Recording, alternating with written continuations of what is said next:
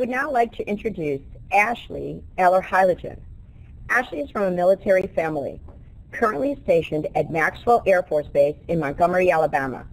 She's the oldest of 6 children with 2 brothers ages 15 and 11 and triplet sisters age 8. She's been with K12 for the past 6 years. The first 2 with the Arkansas Virtual Academy and the last 4 with the International Academy. When not working on academics, she enjoys soccer, ballet, writing, and crocheting, among other things. Ashley will be attending Northeastern University in Boston this fall, pursuing her love of science with a degree in chemical engineering and a minor in biomedical engineering. We congratulate Ashley on earning the highest academic honor a school can award. I would like to introduce our valedictorian, Ashley Eller-Hyligen.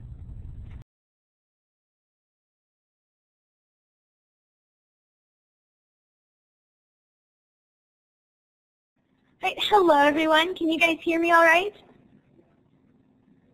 Awesome. I am actually speaking to you from Pine Cove Camp in Tyler, Texas, because virtual school is awesome and I still get to attend my graduation even if I'm at camp. So if there are any blips or blups or any issues or anything, just let me know in the chat or whatever and I will do my best to resolve them. Do we want to do a webcam at all? Does that sound good to you guys?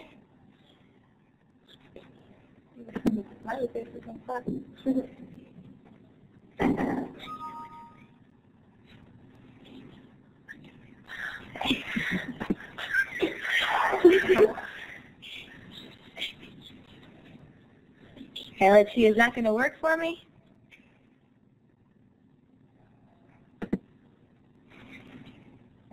Oh, where am I? How about that? Is that good? Awesome. Hi, guys.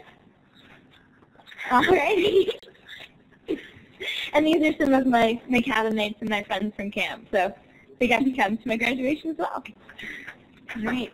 Well, fellow Academy graduates, Academy and administration, faculty and staff, and families, it is an honor to speak to you all today. When I was asked to write a speech as valedictorian, I knew I wanted to talk about some aspect of the transition from high school to college. One immediately came to mind, something that I think is vital to finding a solid place out of all of this change, and one that has been a defining force in both my academics and my life: passion. Passion is one of those buzzwords that gets thrown around a lot, but is rarely properly defined. Because, well, most people who talk about passion are passionate people. When you found your passion, you know, it just makes sense. However, that's not very helpful for people who are still searching. And even for those who have found a passion, or several, having a greater understanding of what that means never hurts. So what is passion? I don't want to take the idea and contextualize it to an occupation.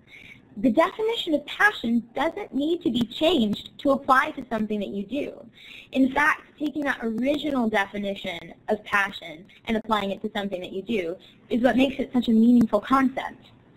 So from dictionary.com and the World English Dictionary, we get any powerful or compelling emotion or feeling and ardent love or affection. These are the key points of passion. Firstly, it compels. That is, it makes you want to do something. If you're passionate about soccer, you're compelled to go outside and practice. If you're passionate about zoology, you're compelled to read books on animals. Secondly, it is ardent. Well, what does ardent mean? To be ardent is to have ardor, which is intense devotion, eagerness, or enthusiasm. If you're passionate about something, you're devoted to it. And that devotion, that dedication, often requires effort. So we see that passion does require some significant effort, but that effort is met with enthusiasm. And finally, passion is love. If you're passionate about something, you love doing it. You enjoy doing it. Getting to do that thing you're passionate about is a reward in and of itself. In a lot of ways, passion for an occupation is like passion for a person. It often requires effort or sacrifice to make that relationship work. But the cost feels insignificant when compared to how much you enjoy that person. Don't settle is a great bit of relationship advice, and it's just as great life advice. You absolutely do have a passion that you can find. So don't settle for a job that just pays the bills. In that vein, it's tempting to feel like finding your passion is impractical, that you'll end up a starving artist. But passions can be found anywhere, from accounting to managing to customer service to janitorial work.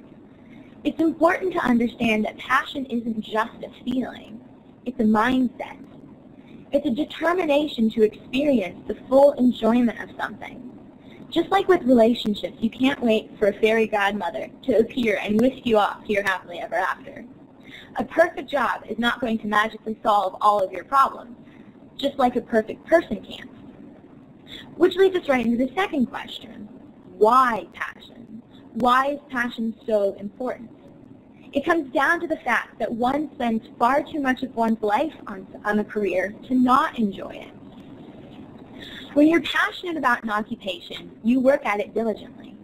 That diligent work, that ardent dedication, leads to results, and those results set you apart. A passionate football player will push harder and fight harder. A passionate construction worker will align things more precisely and avoid cutting corners. And a passionate student may end up as valedictorian. In this way, finding your passion is incredibly practical. Setting yourself apart in a field is absolutely vital to success in the current economy. But you are not the only person your passion impacts. Your passion can inspire, influence, and motivate others. It might encourage them to find their own passion, something that I hope I can do for you today. Passion is special because it turns labor into love. I know I'm not alone in liking the idea of a world where I never have to work again. But that world is absolutely here. Just because you're punching a time card doesn't mean you're working. If you're doing something you're passionate about, work might as well be play. There's a proverb that I feel sums this up beautifully from chapter 12, verse 24 in the Message translation that says, "The diligent find freedom in their work. The lazy are oppressed by work." So great. Passion is awesome. I want it. Most people do. So if passion were easy to find once you decided you wanted it, then there'd be a lot more passionate people in the world. Which makes the next question, how do you find your passion, all the more important? The absolute best thing you can do is explore, and I say that from experience. I am a dabbler. I have tried just about everything at least once. Whenever I got the chance to try something new, I took it, whether it was water skiing at summer camp or taking up ballet, which I just did recently. In doing that, I got the chance to explore a lot about myself, to separate the things I like from the things I love, and the things I love from the things I'm truly passionate about. The only way that you can do that is by experiencing. Now, exploring for your passions isn't so simple as just charging into the world head first. You have to start with an open mind, and you can't resent work. It may take a few weeks of sweating in the summer sun to realize that building houses for Habitat for Humanity is something that you're passionate about. Passion is not magic. If you delay diligent work until you find your passion, you may never find it at all. Ultimately, passion is a return on investment. You get so much enjoyment and feel so much vigor doing something that it's worth the time and effort you put in. So as you explore, pull out your metacognition skills. That is, think about how you think. Ask yourself, do I enjoy this thing? Does my mind return to it? Does it excite me? That excitement bit is huge. If you ever think to yourself, I am far more excited about this than I should be, then you're probably looking at a pretty good candidate for passion. For instance, when I found myself absolutely thrilled about finally understanding the exact mechanics of protein synthesis in the cell, I knew that biology was probably something I'd enjoy as a career. Once you find your passion, it's simply a matter of finding a way to apply it to something that you can get paid for. So that covers the what, the why, and how, but what about the who and the where and the when? The who of passion is you. Your passion shapes your identity, and your identity shapes your passion. In many ways, what you're passionate about is a practical application of your personality. Furthermore, your passions will become your legacy. Passionate people leave the clearest marks on the world. Mother Teresa was passionate about marginalized people. Martin Luther King Jr. was passionate about civil rights, and Steve Jobs was passionate about technology. Finding your passion is equal parts learning about yourself and learning about the world. How do you fit into the world? What is your niche, your place? What mark will you make? That all comes back to passion. For each of us, now that we're done with high school, yay, the where is probably either college or a career. For those going to college, the best advice I can give is this. Speak with your advisors, your professors, and your peers. Get involved. Explore extracurricular activities. Take varied classes and volunteer in the community. Don't feel locked into your major. Follow your passion wherever it leads you. Keeping up with your advisors and professors is going to be vital to figuring out how to do that and still get your degree on time. For those starting right into a career or taking a gap year, the opportunities are no less vibrant for you. Most importantly, be diligent in whatever work you do, because that is what will set you apart and put your career down the right path. Explore options. What other jobs does your employer offer? Where do you see yourself in 5 years? How does the promotion chain work? Dig around for jobs that match your interests. Even more importantly, volunteer and plug into your community. Wherever you go or whatever you do, learn as much about yourself as you can. Why do I like this? Why don't I like that?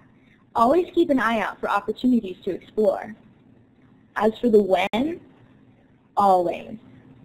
Every day can play a role in finding or experiencing your passions. You don't want to waste time on something you're only halfway committed to.